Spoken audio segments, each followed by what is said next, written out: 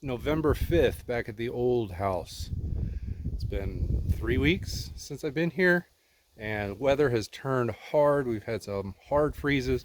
I'm literally only back here for half a day to clean up the property before it sells. So all the straggling items my wife and I have been loading into a little bit of a U-Haul here, and we're saying goodbye.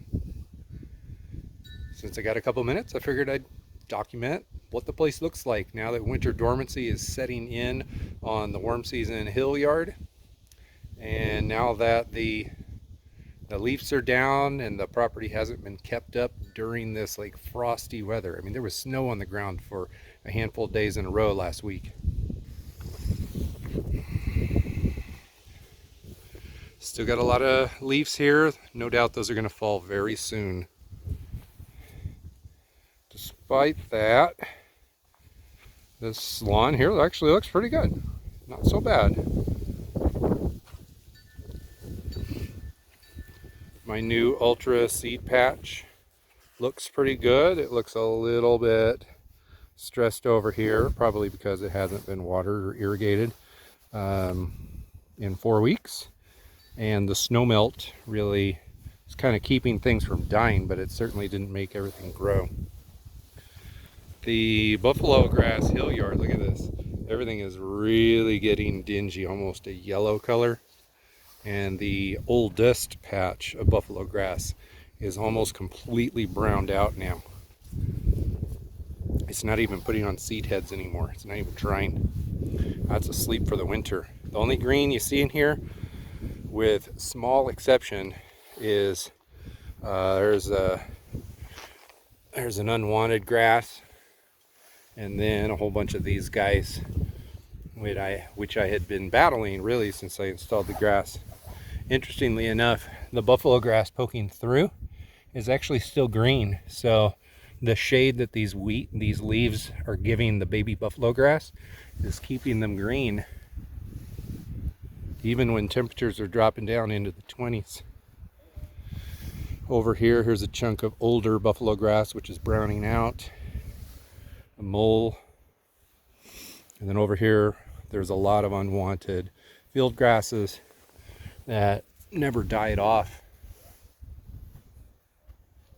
No doubt up the hill, you can see it plain as day, clear as day.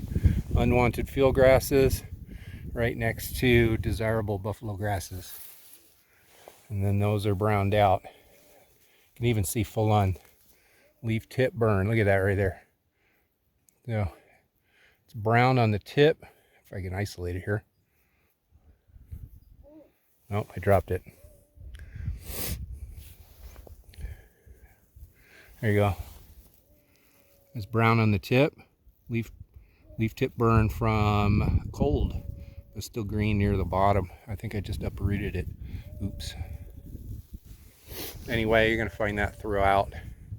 Look at this. I'm not sure if this is freeze, thaw, heaving of the ground, or if it's a mole.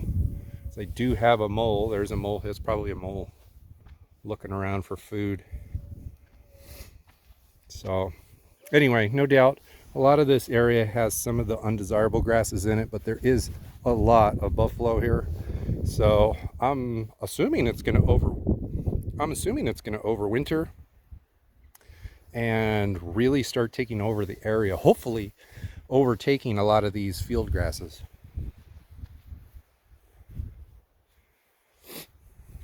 It's funny, this sad maple tree is still holding on to green leaves. I think the whole tree is dying. But this really healthy maple tree down there dropped everything. It's a really healthy one. That's the one that I planted back in February and early March of 2021. It's done really, really well. You can see a little bit of yellowing, kind of that rust fungus, rusty color here, just a touch of it. Over here we're getting shaggy and long. Everything looks pretty healthy. There's a touch of rust right there. Got it sprinkled throughout the yard. I never really got my fall fertilization program going this year. Here's my clover patch. I grew it on purpose tried to kill it off. Unfortunately, I didn't get it all done. So I really hope that the next homeowner wants clover in their lawn, or they are inspired to kill it, because killing it now is better than waiting for it to go everywhere. Here we got a little bit of fungus, a little bit of dormancy setting in. This is the shadier spot because of the grapevine, which has faded away now, but it had been shady for a while. Again, these shady spots are more prone to going dormant early and picking up some of those fall fungal problems. So a lot of it's here. It's not like terrible, but it's definitely here. Tons of pine needles. Got a good handful of videos on the channel about pine needle management. On any other day, I'd be like, oh my gosh, I got to get these needles off the ground. But not today. It's the last time I'll ever be at the house. Well, probably. We do still own it. If we end up renting the house out, then I guess I might come back. Here's my newly seeded area without water. Some of the fine fescue has really struggled. It's too much wind. Sorry guys.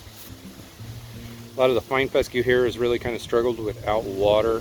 Plus the subsoil is pretty compacted here. I think it'll do fine over the long run. This is the fine fescue that I planted last year, which started growing in November, and it's holding on, it's holding its own. So I think that this is going to do just fine, given enough time to mature. And then over there, of course, the tall fescue, fine fescue mix is looking great. Get out of this wind. And check it out, some of my fine fescues from like 2 years ago are still holding on. I haven't done anything to these things in like a year and a half. Anyway, this is still a beautiful home.